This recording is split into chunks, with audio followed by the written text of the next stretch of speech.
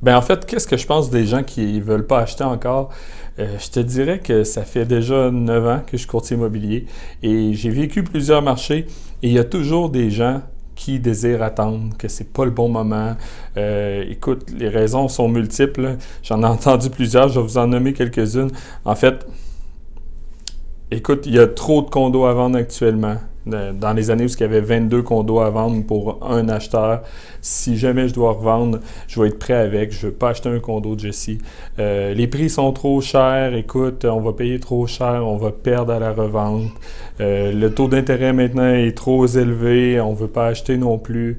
Écoute, le marché des maisons actuellement, ça se vend mal. Si je me sépare plus tard, ben, je vais perdre, c'est ça. J'aurai de la difficulté à vendre.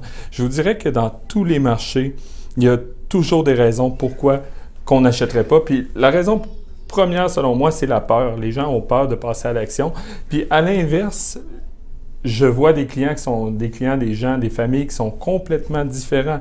Même au niveau des investisseurs, j'ai des gens qui me disent « Hey, c'est pas le temps, je passe pas à l'action ». Puis de l'autre côté, j'ai des gens qui me disent « Écoute, c'est l'opportunité, c'est le temps d'y aller, puis je vais acheter ça, je vais acheter ça, je vais acheter ça ».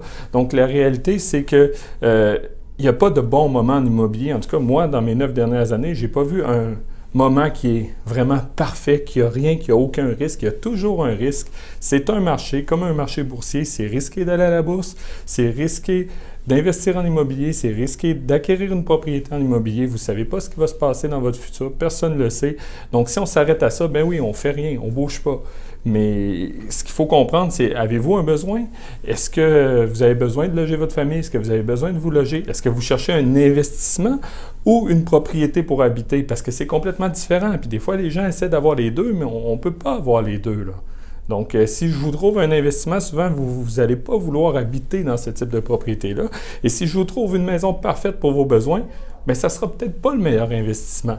Donc, c'est les questions qu'il faut se poser. Puis, il faut aussi comprendre que le marché immobilier est cyclique. Mais si on regarde sur un laps de temps plus long, c'est toujours en augmentation. Ce que je veux dire par là, c'est que les prix qu'on voyait dans les années 90, bien, on ne reverra plus ça. Même si le marché baisse, on n'ira pas à 110 000, 140 000 pour une propriété, ça n'arrivera plus. Donc, il y a toujours un gain à faire sur le long terme. Oui, il y a toujours un risque, mais comment je pourrais vous dire, c'est contrôlable.